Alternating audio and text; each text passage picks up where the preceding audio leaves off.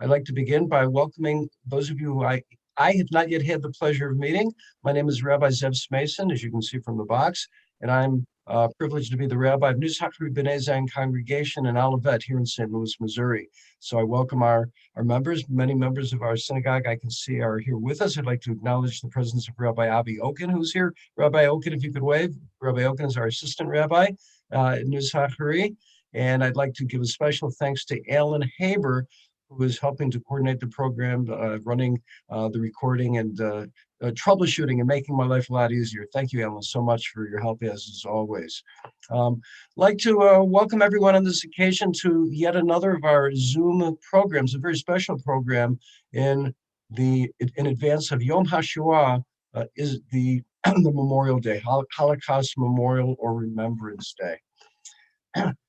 Just to share a brief thought in introducing Julie in the program, which we're all here for.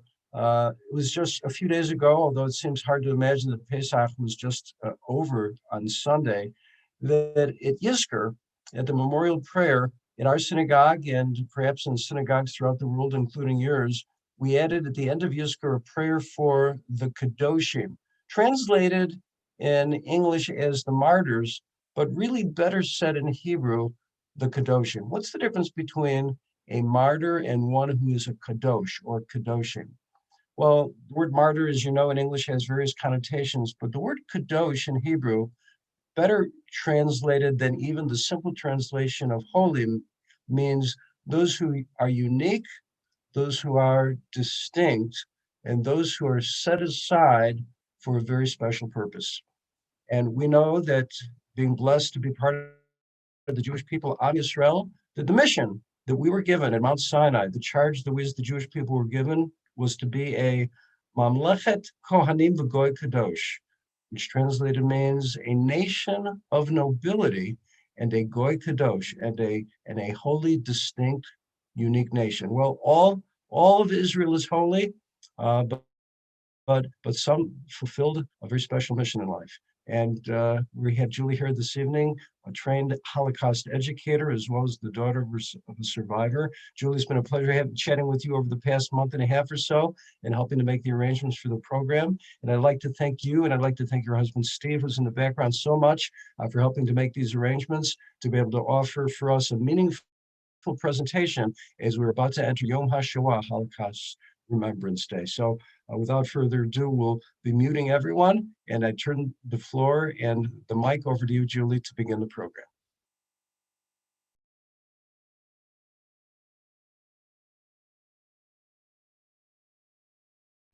And Julie, I'll ask you to, Julie, you're going to need to unmute yourself. Sorry, I didn't see I was muted. There we go. We have liftoff. Go ahead. Little technical issue. Thank you for inviting me to share my parents' story with you this evening. I am the child of two Holocaust survivors with two different experiences of survival. With so much going on in today's world, it is so easy to lose hope. We must remember that there is more good in the world than bad. I understand, and I'm sure you do too, that if we don't learn from history, we are doomed to repeat it.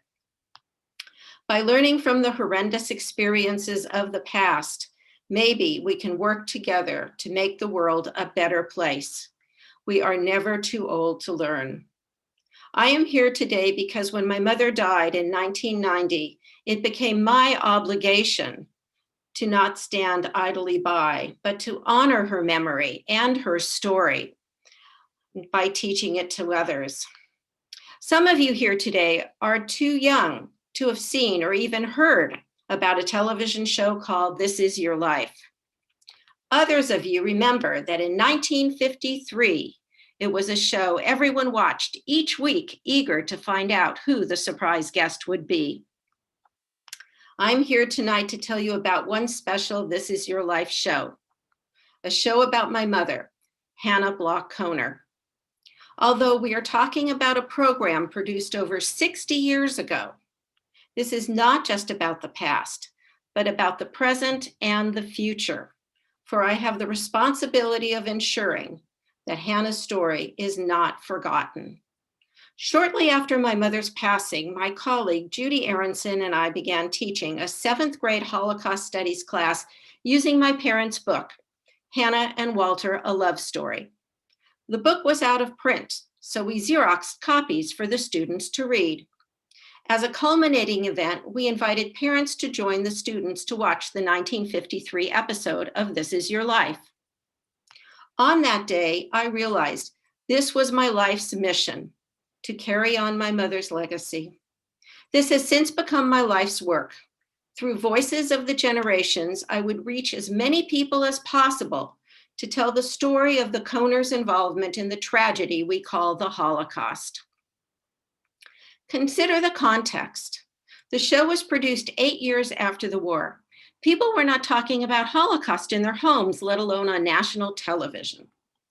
You may be amazed that the show is in black and white, and the first reality television show. We recognized then, and still do now, that this was a perfect vehicle to introduce the Holocaust, for it also tells a remarkable love story. The parents of the first class were so moved, they suggested that we show it to the entire congregation. Since that time, it has been the centerpiece of my teaching. This practice of educating others about the Shoah had surprising outcomes. For example, I was invited to speak on a Sunday morning to the 16th Street Baptist Church in Birmingham, Alabama, where in 1963, 4 innocent young Black girls were killed in the bombing of their church. What happened there then had a tremendous impact on their community. I was worried the audience might not accept me. How could I, a white woman, talk to them about discrimination and suffering? Would they understand what it meant to be a child of a Holocaust survivor? What could I teach them about hatred that they didn't already know? Yet, after the program was over, many people came up to hug me and said they didn't know how much we had in common. After presenting this program for 20 years as an individual, Voices of the Generations has become a nonprofit public charity and has published a curriculum in English, Spanish, and German. Unfortunately, passion and a good idea with sound educational principles are not enough. It has become even more important to continue my work. In 1984, while my parents were on their book tour, an interviewer asked my mother how she would feel if someone said there was no Holocaust, it didn't exist. My mother replied, and I quote, "This is why I had to write my side of the story.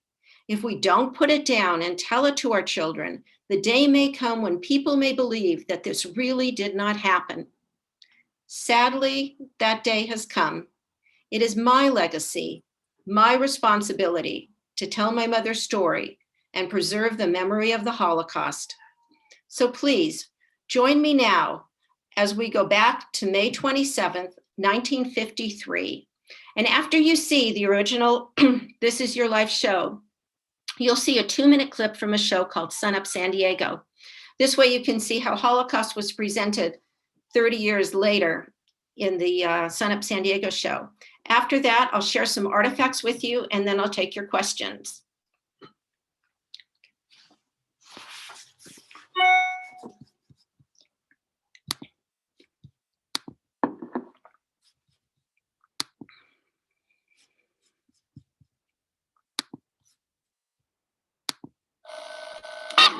This is Your Life. Television's most talked about program is brought to you each week at this time by Hazel Bishop No Smear Lipstick, who tonight offers you an opportunity to get 2 convenient purse-size lipsticks for the price you usually pay for 1 regular Hazel Bishop lipstick. And now, meet our host, Ralph Edward. Hey, hello.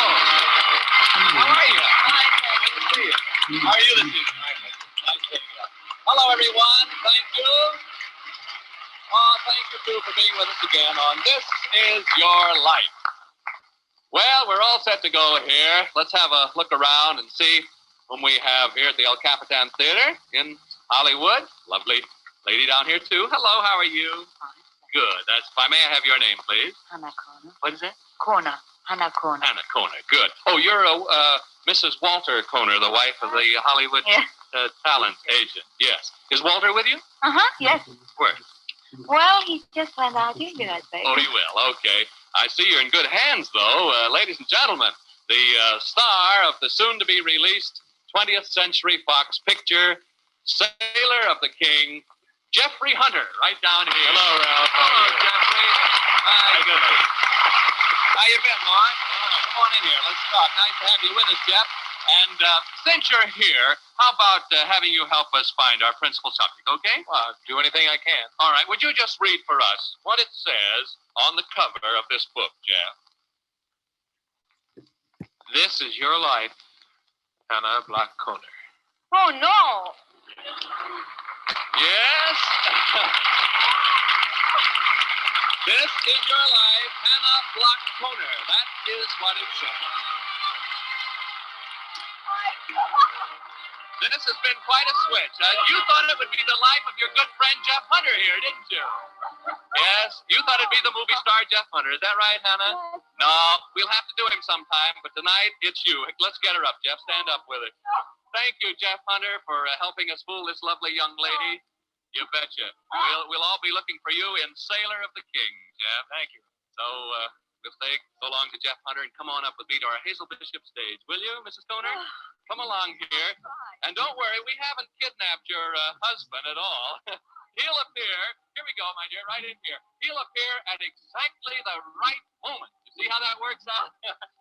Come on over here and take your place in our chair of honor, Hannah Black Kohner. You richly deserve this place. Come on over here by me. Lean on me for support if you need to. Well, I have a spare handkerchief, and shall I give it to you now? Well, as this is your life will prove, you richly deserve this. May I say, Mrs. Kohner, that looking at you, it's hard to believe that during 7 short years of a still short life, you lived a lifetime of fear, terror, tragedy. You look like a young American girl just out of college, not at all like a survivor of Hitler's cruel purge of German Jews. These, as well as happier events in your life, we will relive with you in just a moment. But so intense is your story that our sponsor, Hazel Bishop, wants to devote full time to it without interruption. So while you're getting settled, here's some exciting news for all of us. How about it, Ann Russell? Hannah, you're really surprised, aren't you? How much? And I've seen that show so often, I mean, how they fooled me. There's one thing, really. This Academy Award of this year's best production, my family should get it. The show they put up. All the time about Jeff Hunter and us. Well, it took quite a bit of fooling, but now you relax and let's hear the story. We're going back to the beginning, across the seas to Czechoslovakia. This is your life, Hannah Black Kohner, in the little town of Teplitz-Schernau. Teplitz-Schernau, its healing hot springs were known to the Roman world 2,000 years ago. Here in the shadows of the old castle of Count Clary Albinger, you were born on September 7th, 1919. The backdrop of your happy childhood mirrors a romantic past. Your young feet tread the very paths once trod by Beethoven and Goethe, and the winds rustling through the forest echo the majestic strains of Tannhäuser, the first act of which Wagner composed in Teplitz. A rich heritage for the 2 children of Max and Hertha Bloch, you, Hannah, and your brother Gottfried. I went to school with Gottfried and Hannah. Remember Old Saints, Hannah, at the gymnasium? Now, there's a voice out of your childhood talking about Old Sense and the school you went to. Do you recognize it? Now, you haven't seen him in over 15 years. Oh, no. He's now a research engineer in Flin Flon, Manitoba, Canada. You remember him as Franzi Lieben. Oh, Franzi! Oh, this is wonderful. Well, it's cute, isn't it? Oh, this is wonderful. Fine, how's it going? A little thing. Oh, We've been talking about you only a few days ago. who's Old Sense, Mr. Lieben? Sense? Oh, He was one of our old teachers, Professor Günther. yeah. Sense means censor. He was very strict. He used to censor everything. And after school, on holidays? Oh, after school and on holiday? Oh, he used to stroll on the Königstraße. Meet our friends on the Bummel in front of the theater. Girls and boys of 13 and 14, whether on Main Street or on the Bummel in Teplitz-Schernau, begin to cast their first shy glances at each other. Did you and Hannah have dates when you were young, Mr. Lieben? We didn't have dates like people here have in the States. We used to go hiking in the mountains, skiing at Sinwald, dancing at the Kohner and Schlossgarten. My goodness. You've been good friends for a long time. We've been good friends for a long time. Hannah We met a lot. did meet one particular boy finally, didn't she, Frank? Yes, she did. It was in 1934, in spring. She was dancing at a school dance, a Czech folk dance. And after the dance, her brother Gottfried introduced her to Walter. And after that, she dropped me. Yeah? Who's Walter? Walter Kohner. Oh, Walter Kohner, your husband now, eh? I wonder where he is, Hannah. I lost him somewhere. He belongs to your life here, doesn't he, Hannah? Well, maybe he's more important to you later on. Now, what happened after 1934, Mr. Lieben? After 1934, I don't know. I went on to Prague, to the Polytechnic University, to study engineering. Walter, he went to Vienna to study at the theater of Max Reinhardt. What did you do, Hannah? I was still in school at that time, and then I went to another school in Marienbad.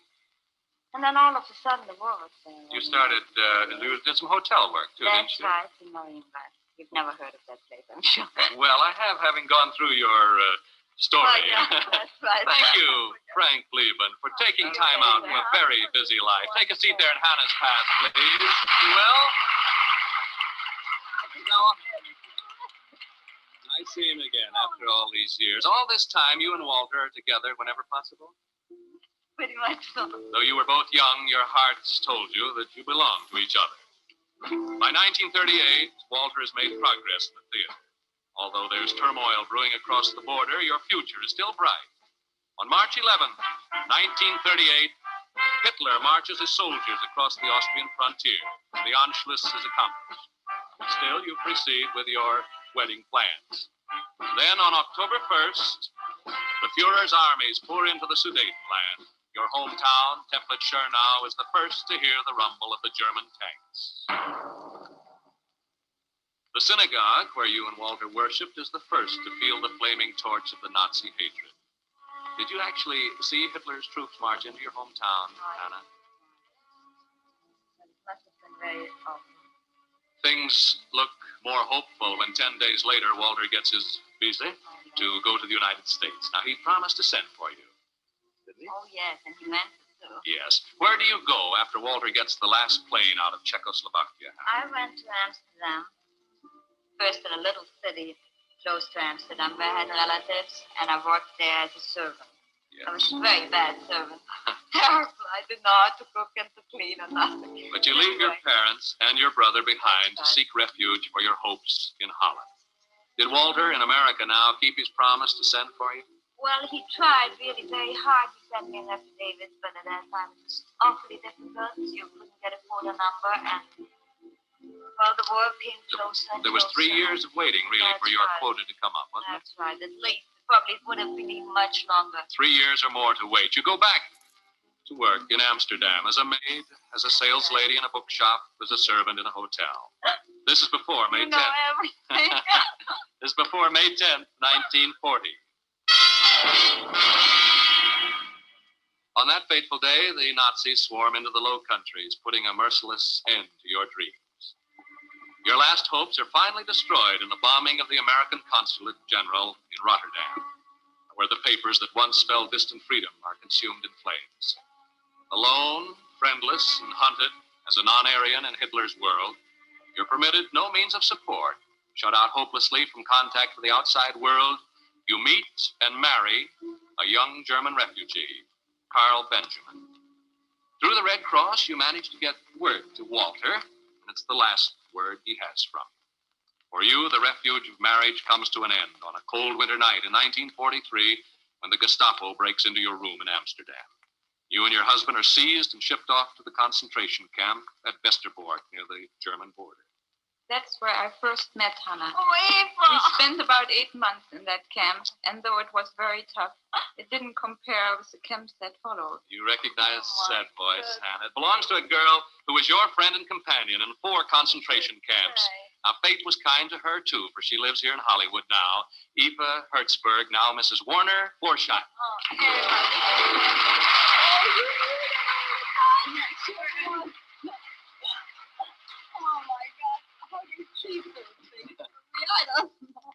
Were you and Hannah moved from that first camp together, Eva? Yes, together with a lot of others, we were packed into cattle cars and shipped off to Theresienstadt in Czechoslovakia. You practically passed through your hometown on that trip, right. didn't you, Hannah? You could see it from the grill work of But the... it wasn't No. nice homecoming. How long were you in this camp, Eva? Only a couple of weeks. Then we were sent off to the extermination camp at Auschwitz in Poland. It was very cold there, and we only had the thin little dresses we wore, and 10 girls had to share 2 bunks. You were each given a cake of soap and a towel, weren't you, Hannah? I don't remember the song. Well, you were sent to the so-called showers. Even this was a doubtful procedure because some showers had regular water, others had liquid gas, and you never knew which one you were being sent to. You and Eva were fortunate, others were not so fortunate, including your father and mother, your husband, Carl Benjamin. They all lost their lives at Auschwitz. You learned that your brother Gottfried was here at Auschwitz too, didn't you, Hannah? Yes, well, that was fantastic. Through the underground, you got a message to him, didn't Oh, you? that was his birthday on the 15th of October. My name was called, and there stands the doctor. You know, you don't have names there. There are thousands of people. They just don't know you by name. We didn't even have a number. We weren't even important enough for that. There stands a man, also a prisoner, and he wouldn't believe that it was me, that I was my brother's sister, because I looked really so impartial. So anyway, he said that my brother's alive, and he lives in the same camp, only pretty far away, and He there sent was the no birthday way. message. That's right. But you didn't see him, did you? No, there was no way of seeing him. Where is your brother now? Well, he lives in Israel now. He's married and is a doctor, head of the Geha Hospital near Tel Oh, Aviv. you know everything. How long were you at the extermination camp, Eva? Until the winter of 1944, when we were shipped off to Camp Mauthausen in Austria. Thank you, Eva Hertzberg, Mrs. Warner Florsheim, for being with us. Yeah. Thank you.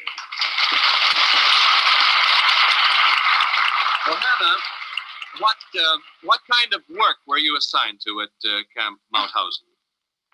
Well, first I got there, I was so sick that they didn't even want me to work.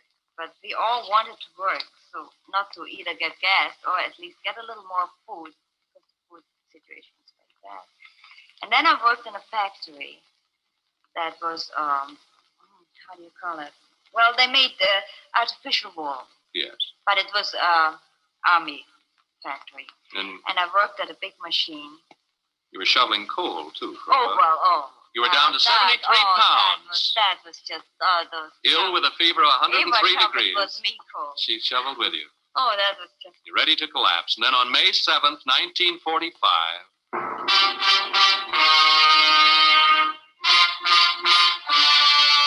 V for victory and liberation by Patton's unforgettable Third Army. A day you and the other prisoners at Camp Mauthausen will never forget, Hannah.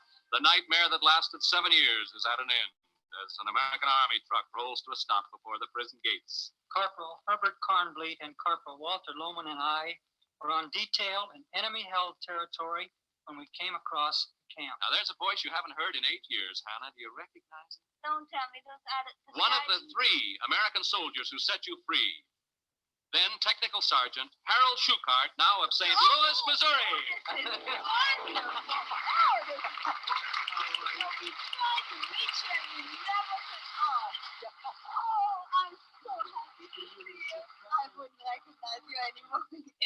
Hannah gave you a message for someone in America, didn't she, Harold? Yes, I wrote a letter to Walter Kohner in Hollywood telling him that Hannah was still alive. Yeah, a letter that didn't reach Walter until much later. But we're getting ahead in our story. You 3 boys saw to it that the girls were fed and clothed, didn't you, Harold? Yes, I returned to my headquarters, and they came over and took care of them immediately. Later on, I saw Hannah and some of the others at a rest camp. Wonderful. Probably had I should say. some times, wonderful times together there. Oh, this is wonderful. What do you do now, Mr. Schuchart? I know that Hannah'd be interested. I'm with the William I. Lippman Company, advertising specialties. And St. Louis. I see. You Well, came from he's a St. Louis. lieutenant now, too, in the reserve. Isn't that wonderful? Join Hannah's past there, please, and thank you, Lieutenant Harold Shukart, for your part in Hannah's life. I'll see you after lunch. Take it easy. July 1945. You'd regained some of your strength by then, hadn't you, Hannah? So you're sent back to Holland. None of your friends, none of your husband's relatives are alive. One day, alone in an American Red Cross station, you hear of an old girlfriend from Prague. Now, who was that, Hannah? Magda? You heard of her. Magda, I should say. And her husband, Dr. Von M. de Boas. They were real friends in need to you, weren't they? Their home was a haven for you and for your friend Irene Sachs and for many others. Yes, it was there that I first met Hannah. Oh, no. We worked together and we became good friends. I don't Whose voice is believe it, Hannah? Any idea? Irene? Yes, she found refuge with the kindly Von M. de Boas family like you. She came to America. Here she is from New York City, your good friend whom you haven't seen in 8 years, Irene Sachs.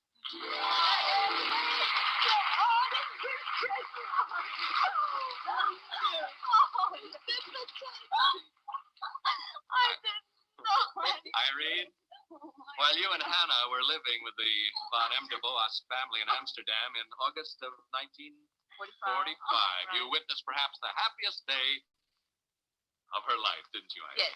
One day a young American sergeant came to the door and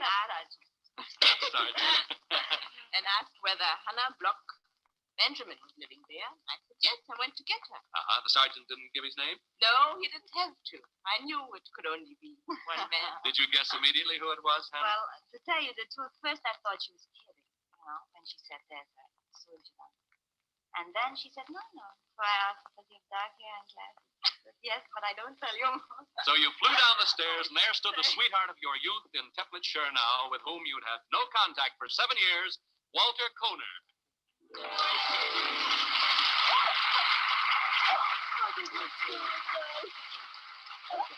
Sit down here by your lovely wife, Walter, and Irene Sachs. Thank you. Thank you for being with us. Walter, come on over here. We're all anxious to find out how in the world you ever found Hannah.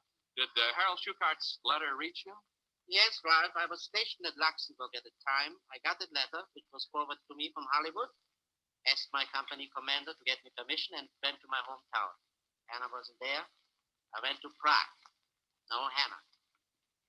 On my way out to Prague, one day I see a familiar figure to me. It was her brother, who just came back a couple of days before from a concentration camp. Told me that Hannah was alive. He didn't know it. So he told me maybe she is back in Amsterdam. Went to Amsterdam, went to various committees. By chance, one of those committees, the man hefted off my letter and said, Hannah Benjamin just arrived here last night from a resort camp from Switzerland. So you took up the search in and around Amsterdam, That's right? correct, yes. Oh, my. And where did you finally... I got the address. I went to Von M. de Boas's house, and there she was. So the long search was over, Walter. Walter, did you propose to Hannah right away? No. I waited until the next day. Yes, well, I consider it. he was. You were married on October 24th, 1945, in 3 separate ceremonies.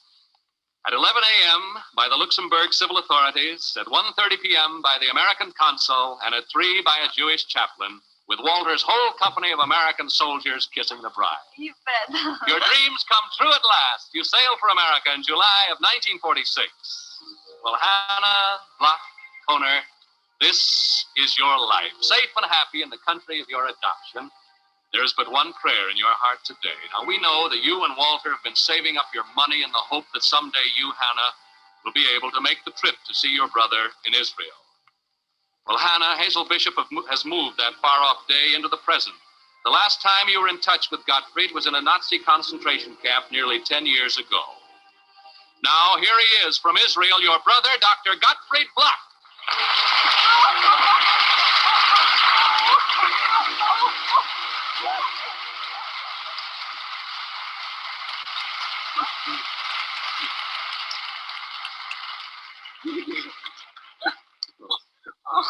This is my happiest day in all my life. I know that, Doctor, and I'm sure it is for Hannah. It's a happy day for all of us. Come and sit down. How was the airplane trip and everything? Oh, very fine. Just wonderful. Oh, it is so a miracle.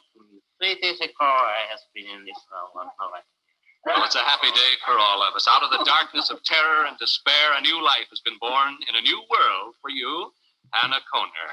This is your life. Even as your heart goes out to those less fortunate than you, you rejoice humbly in the bounties America has given you. Your past and your present have gathered around you, Hannah. Now, what of the future, eh? Well, Hazel Bishop will have something to say about that, too, right after this word from Bob Wall. Well, how does brother look to you, Hannah? Oh, he looks just wonderful. All your past gathered around you here, Hannah, were flown to Hollywood as guests of Hazel Bishop by TWA. They fly the finest. They fly TWA, luxurious 300-mile-an-hour Trans-World Airlines Constellations, the airline that flies 3/4 of the way around the world. Experienced TWA pilots, courteous, efficient hostesses, all assure our Hazel Bishop guests flying with the finest with TWA. And they all have accommodations at the Hollywood Roosevelt Hotel, where right after the show, Hazel Bishop is giving a party in your honor, just for you folks, so that you can get to talk to Brother and Eva and Irene, the whole gang, and Francie.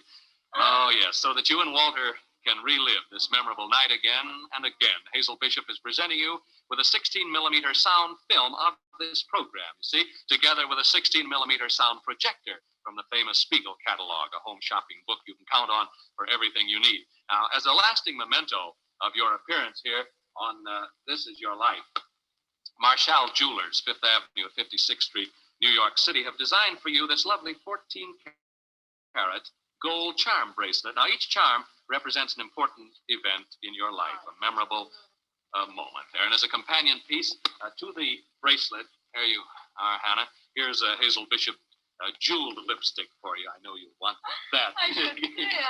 They made it all possible. The never-to-be-forgotten tragic experiences of your life, Hannah, have been tempered by the happiness you've found here in America, but there's still countless thousands of others like you who are still in desperate need of the barest living essentials, homeless, friendless, alone. They're scattered over all parts of the world. Their sole hope for help lies in the work being done by the United Jewish Appeal. So, in your name, in your honor, Hazel Bishop turns to our viewers of all creeds and races, ladies and gentlemen, with this appeal for financial support. Now, just think of the millions who are in tragic need right now. Orphaned children, the aged, the helpless, and then send your contribution, large and small, to Hannah, United Jewish Appeal, Post Office Box 33, New York 36. Now, Hazel Bishop is happy to start your appeal, Hannah, with a check for $1,000 for the United Jewish Appeal in your name. Now, we know the rest of you, ladies and gentlemen, will want to join in. I'm going to give you the address again. Hannah, United Jewish Appeal, Post Office Box 33, New York 36. I know that Hannah will be more than grateful to you, ladies and gentlemen, for your support. This is your life, Hannah Block Kohner. To you in your darkest hour, America held out a friendly hand.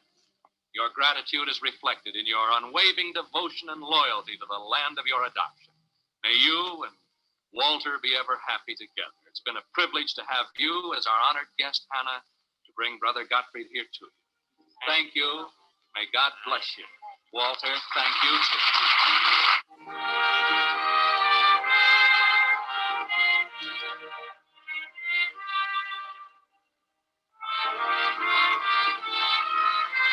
It's good now, but I want to go back for a few moments. While she was in the concentration camps, the enormity of what was going on was known, and yet it was pushed aside. Not known. We knew there were concentration camps, but we never knew until the last few weeks of the war what actually happened. Gas chambers, Auschwitz. You must have felt some sort of guilt for having been here and not having been there. Absolutely. But somehow, still, I never gave up. I somehow, whatever you may call it, faith, I don't know. I knew that she maybe still would be. Hannah and Walter tells, and again, we're talking about a love story, but it tells about some horrible moments that you had to endure, sickness, beatings, deprivation, and I guess no one can really understand what you went through if they hadn't done that. Well, I tried in some way to convey a little bit what it was like. It is very hard to understand for a person who hasn't been there, who grew up in America. I think it's impossible to understand. You must be very incensed when you read every once in a Yes. while someone saying there was no Holocaust, Yes. it didn't happen. Absolutely. Not only am I incensed, but that was one of the reasons why I wanted so badly to write my side of the story, because you see, there are such few people who actually survived. And we all get older, and our generation will one day not be here. If we don't put it down and tell it to our children, there will be one day the moment where really people will doubt that this ever happened. Hannah and Walter, a love story. It is both a love story and the story of man's inhumanity to man, a phrase we've heard over and over, but it happened. It's real, and I'm thrilled to meet both of you. Thank you, Jerry. Thank you for very being much. with us. Thank More you. on Summit after this. So we go to stop share. So yeah, just go to stop share.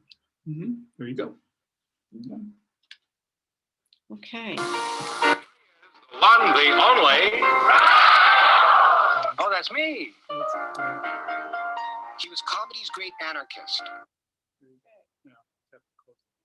Great. So let me share with you a few artifacts, and then I'll take your questions. First of all, this is the third edition of Hannah and Walter, a love story. For those of you who are interested in reading a copy, it's available on my website. It's kind of hard to do this on Zoom. You can go to Voices of the Generations, or it's on Amazon. If you go through me, of course, I can autograph a copy for you. So, anyways, it's available to you. Then I have a copy of what the original looked like of the This Is Your Life book that was given to my mom for the show. And inside we have the original script. And of course, everybody's part was scripted, but my mother's. And then I want to share with you one particular page here, which is an envelope. You may remember when Sergeant Schuchart liberated my mom's camp, he asked her, is there anybody we can notify for you? And she said, yes, perhaps my old fiance would like to know that I had survived. And he said, I'd be happy to send a note. And so she wrote a note and put it in this envelope. And he said, where did we send it to? And she said, well, his name's Walter Kohner, and he lives on Sunset Boulevard. Now, I don't know how many of you have ever been to California or Los Angeles, but Sunset Boulevard is one of our major streets, and she didn't know the address. And he said, well, I'll be happy to send it. I don't know if it'll reach it. And so it says, hold for Mr. Walter Kohner, Los Angeles, USA, California, Sunset Boulevard, ? Well, this is the envelope that reached what was my uncle's office at the time on Sunset Boulevard near Doheny, and was then sent from there by my uncle to my father, who was stationed at Radio Luxembourg. He received it, and then, as you heard from the show, he went on a search through Europe to find my mother, where he did so in Holland. So I wanted to share that with you. And lastly, I'm going to show you the charm bracelet that Ralph Edwards presented to my mom. And I'll start over here. It says May 27th, 1953, the date of the show. And on the back, it says, this is your life, Hannah Bloch Kohner. And then we have the country of Czechoslovakia and a heart, which has the date on the back of it when my parents met. And then this is a little house in the country that my mother's parents used to take her and her brother hiking to. This is a suitcase that says Hotel Geyser Park on it. My mother never went to college, but she studied a trade, and that was the hotel business. This is my mother's book that was on her night table when she and Carl were arrested in Amsterdam, and it was The Sun Also Rises.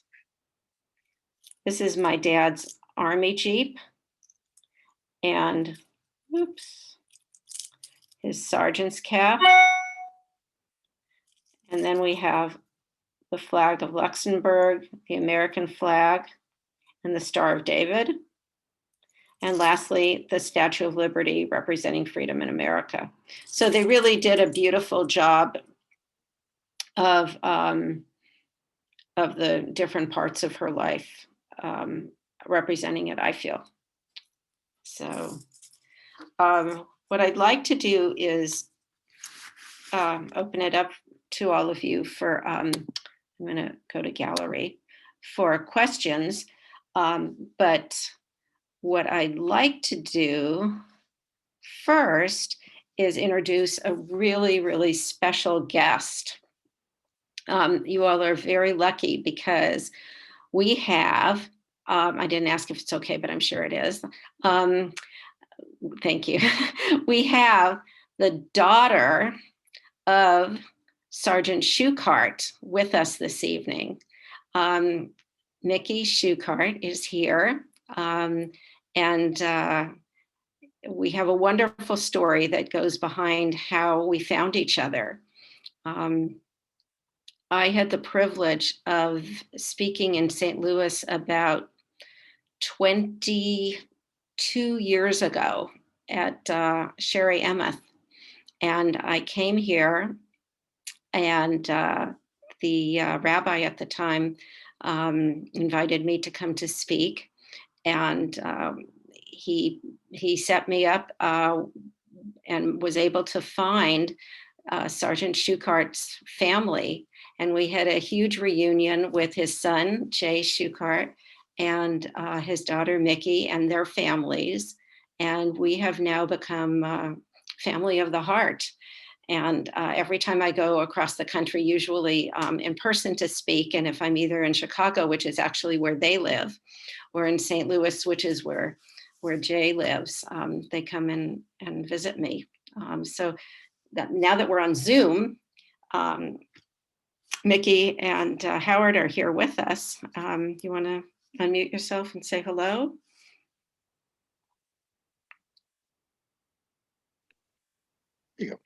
There you go. Hi, Julie. Yeah, Hi. it's been an amazing adventure, and we're always happy to to join your presentation.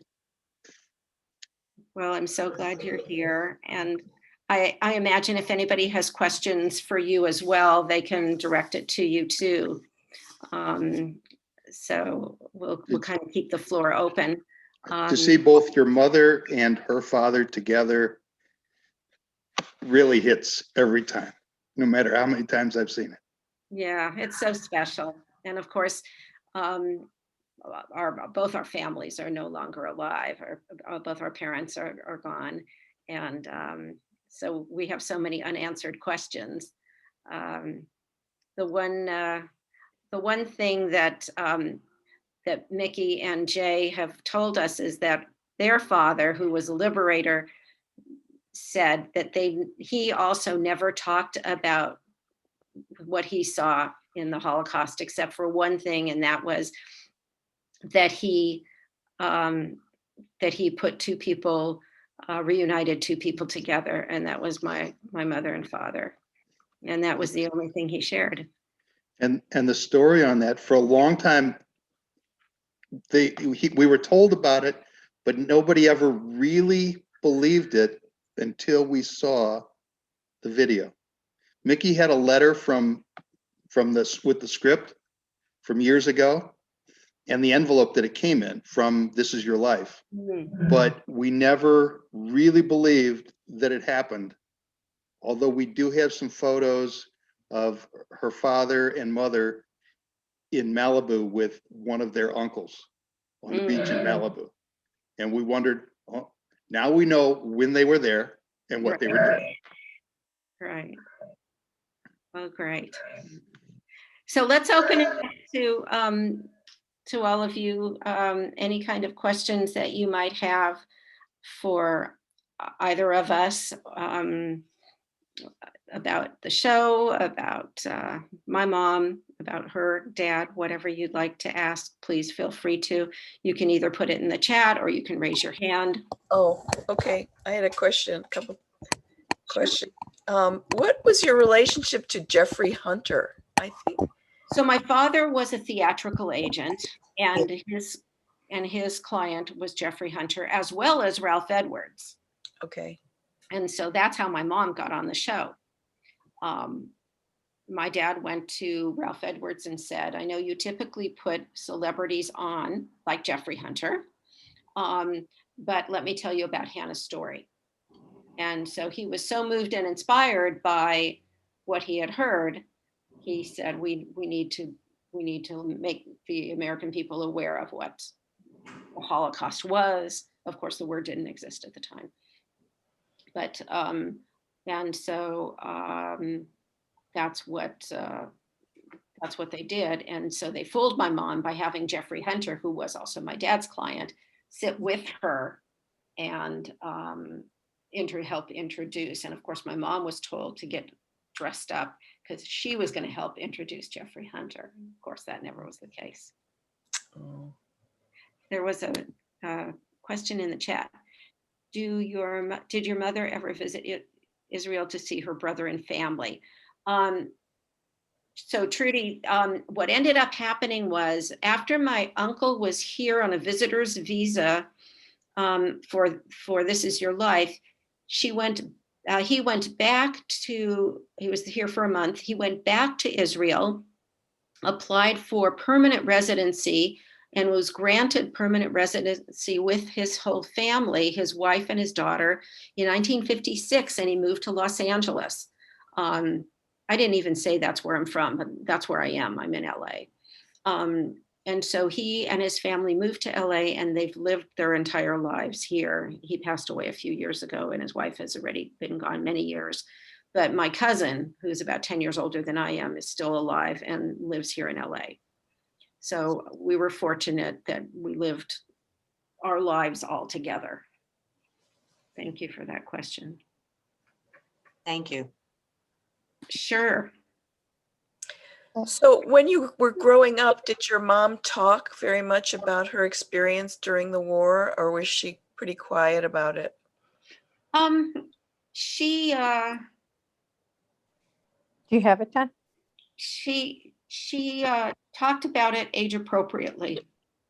So when I asked, why don't I have grandparents? And of course, as I got older and my parents wrote their book when I was in my 20s, that's when I learned the most about it. Yes, Debbie? There seemed to be kind of a contrast in her emotions in the two different videos. It seems like the first one, she was so excited. She seemed like she was just happy to be in America. And, you know, even though it was brought up her whole life, it seemed like she was living in the present and she wanted to move forward. The other one seemed like she was more pensive and really wanted to tell the world about what had happened. So did you see any evolution in her character that may have happened over the years? Because many Holocaust survivors don't want to talk about it for years and then. At all, right. Yeah, also she was getting quite ill.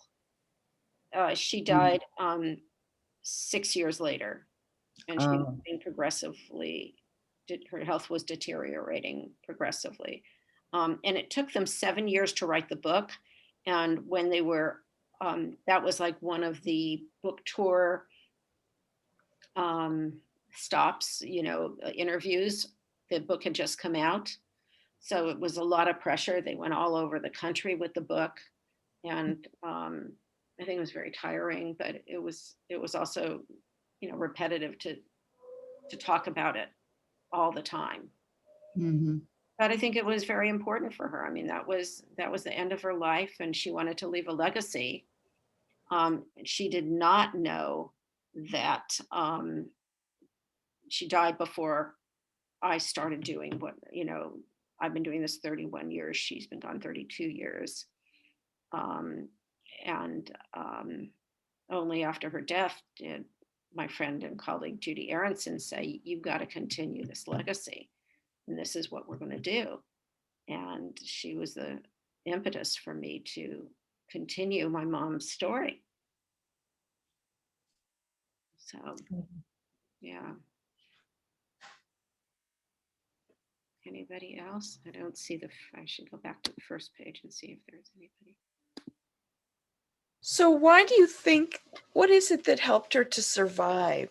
I mean, it sounds like they were moved from one camp to another camp. What is it that, how did they manage to make it through? Well, what she writes in the end of her book is the main thing that helped her survive was luck. Being at the right place at the right time, and the help from friends. You couldn't survive without it. Just if you read the book, you'll see there are different circumstances that came up. I don't want to give away the details of the story, but she was in pretty harsh situations, and people helped her. She got help from her brother in Auschwitz. Fortunately, she was in her 20s when she was in all 4 camps. I mean, she started out in Westerbork, then she went to Theresienstadt, then she was in Auschwitz, and she was on the last female transport out of Auschwitz to Mauthausen. And then she was liberated from Mauthausen. So, I mean, you can only imagine how she managed to get through all of that. Is nothing short of a miracle. Yeah, the resilience of youth. Yeah. And just, again, the luck of being in the right lines and being with the right people who tell you certain things and help you. Well, Julie, yes, I'm Julie too, and I have to say there was no luck in there. There was so much divine intervention in that story. It was so incredible, what I call God wink moments.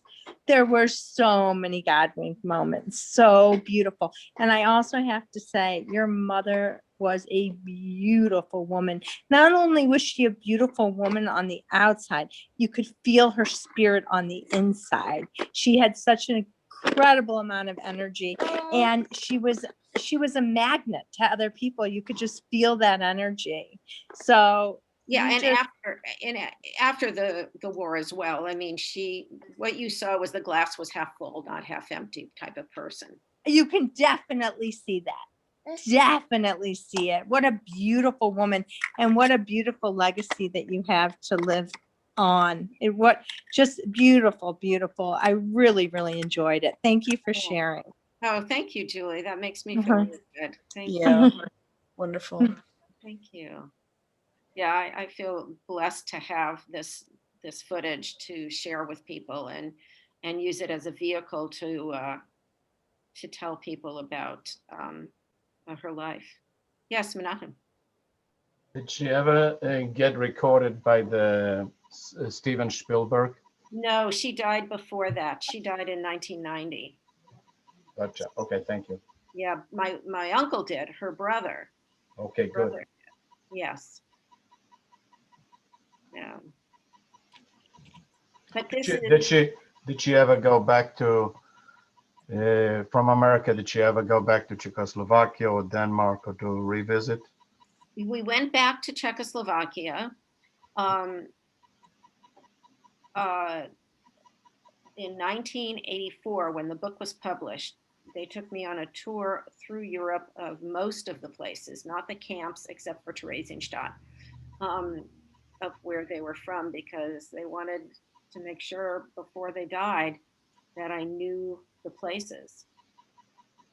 So, and she was also in Theresienstadt for a while? Yes. Mm-hmm. Yes. So had that. How was that? How would you describe that trip that you took to Czechoslovakia? How did you find the people there? Well, it's interesting because in 1984 it was still communist ruled. Right. So it was very, it was my first experience to Czechoslovakia. And then I took my son and my husband in 2000. It was a completely different experience. Completely. So, you know, it was, everything was in 84, black market money exchange. I mean, it was, yeah, I'd never experienced anything like that. And I was younger, so I was. Did you meet any of her parents' neighbors? None were alive. Okay. Nobody.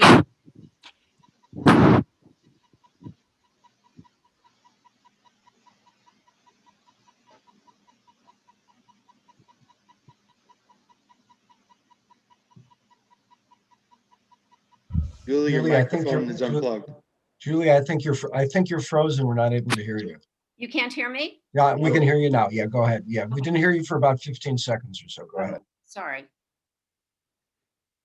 So, David, oh, I see a lady under David. Okay. You have to unmute yourself. There you go. Hear me now? My name is Susan, just happens.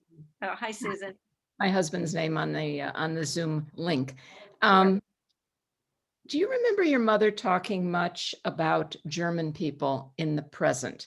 Do you recall her having an ongoing, I don't know, reaction to meeting German people, to buying German products?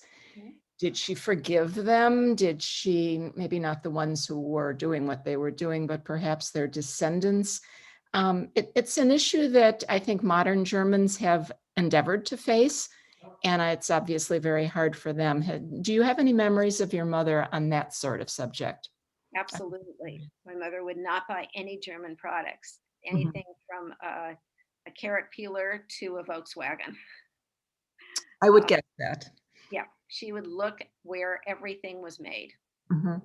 And if it was Austrian or German, it wasn't in the house.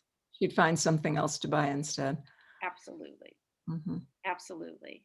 It was very difficult. My father and my uncle had a very large theatrical agency that represented international talent, mostly, well, European, a lot of German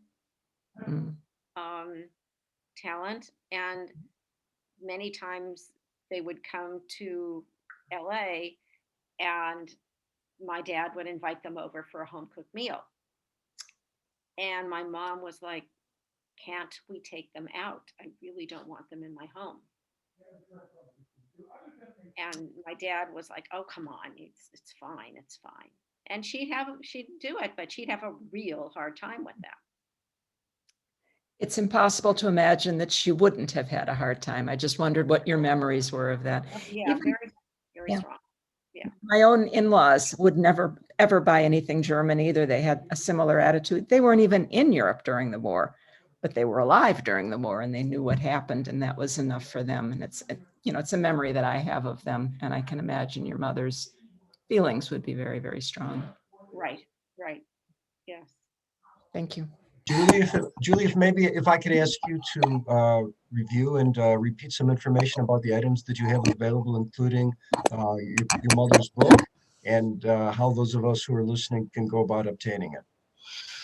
Sure. Well, the book is Hannah and Walter, A Love Story. And it's available on my website. The website is VOG for Voices of the Generation. So VOG Charity at vogcharity.org. And I can inscribe it to you if you want to go that route, or you can certainly get it, I believe, on Amazon.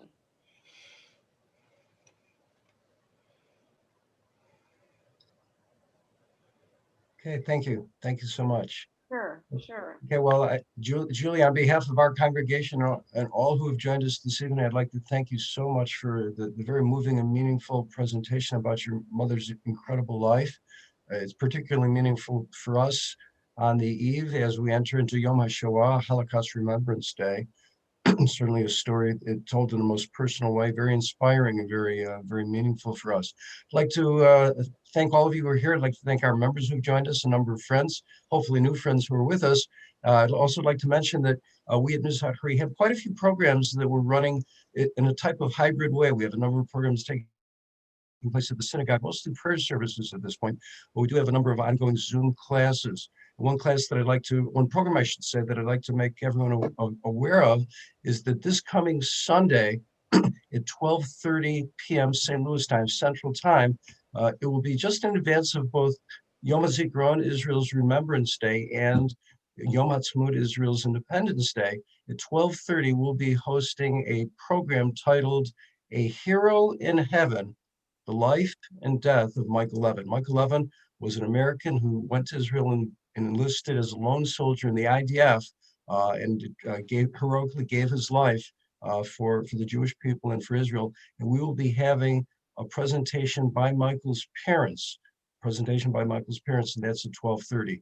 So those of you who are part of our synagogue know how to access that information, but any of you who are listening, please be in touch with me. Just send me a note here in the chat box or get in touch with me otherwise, and we'd be delighted and honored to have you join us. That'll be on Sunday at 12:30. So Julie, again, thanks so much to you and thanks to your husband. I'd like to again thank Ellen Haber for helping us with the technical aspects of our program.